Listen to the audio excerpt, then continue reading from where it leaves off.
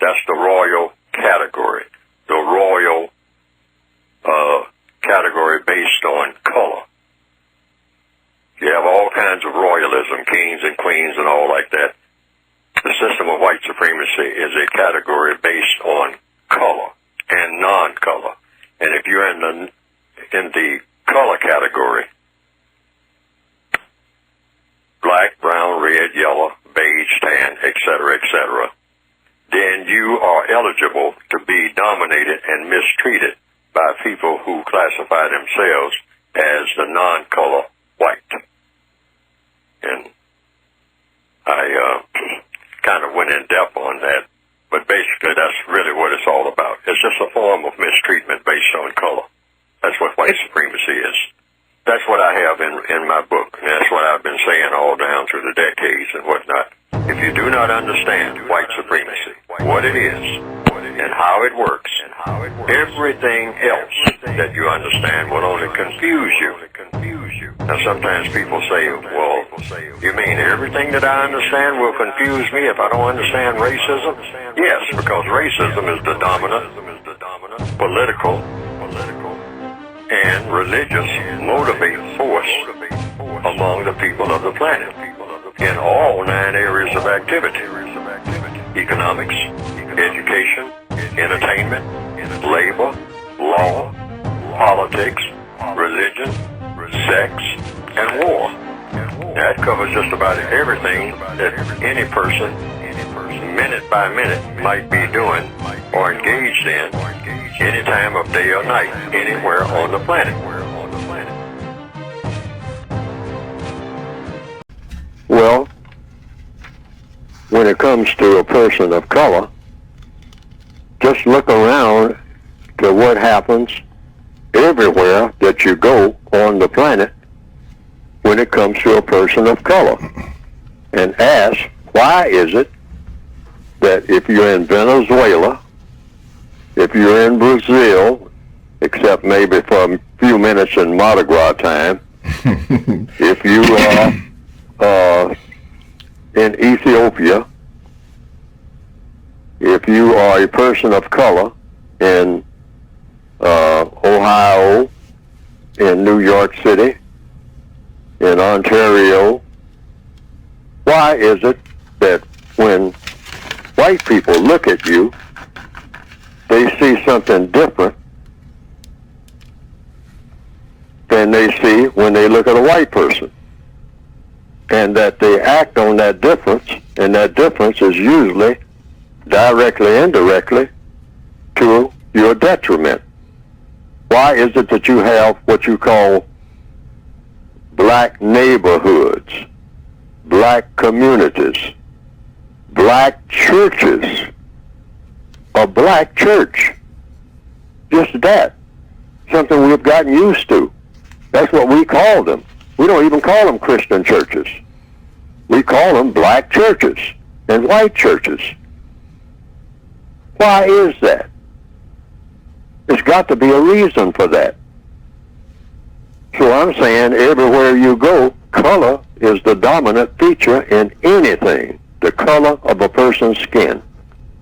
That's dominant. That takes precedent over everything.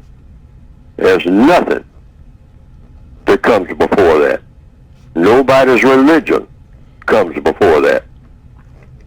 First thing is, what color is that person coming down the road? What is the color classification? If you look at the census in the northwestern hemisphere, the census is all about what?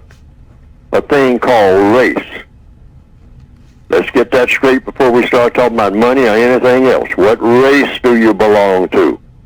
And then they have the races, what's so-called races, R-A-C-E-S, based on what? What color somebody is. All right? Now, I understand they're doing a little modification now, a little juggling and whatnot, and they're coming up with something called the German race and the Irish race. But really, in the system of white supremacy, it's just one race, and that is the white race. There's no such thing as another race of people anywhere in the known universe. Mm-hmm. According to what? According to logic. So that's why I say that's the dominant government.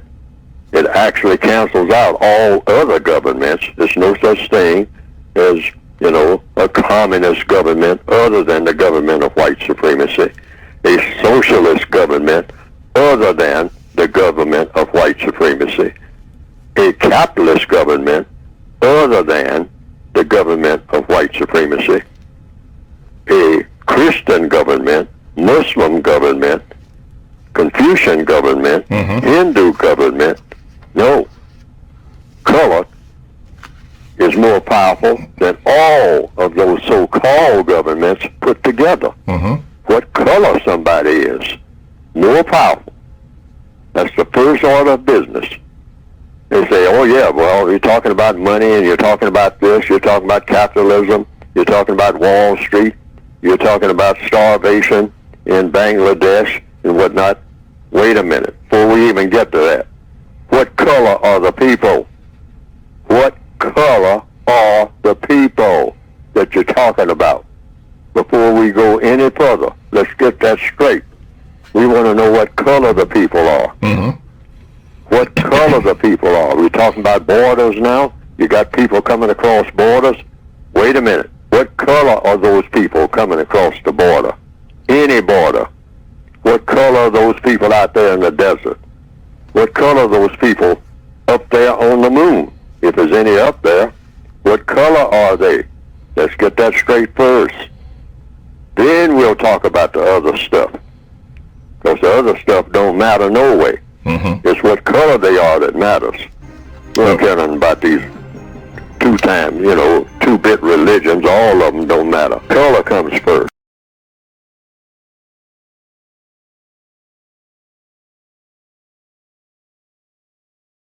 They are supreme. I didn't say better. Supreme just means, hey, they can tell you what to do and you can't tell them. That makes them supreme. That's what white supremacy means. They can tell you what to do, but you can't tell them. You can't make them do nothing. And they'll challenge you if they, of course we usually don't challenge them. We'll stand there when we're mad and say we demand, but that's not really what we mean. We really mean we're asking in a loud voice, because we can't demand nothing.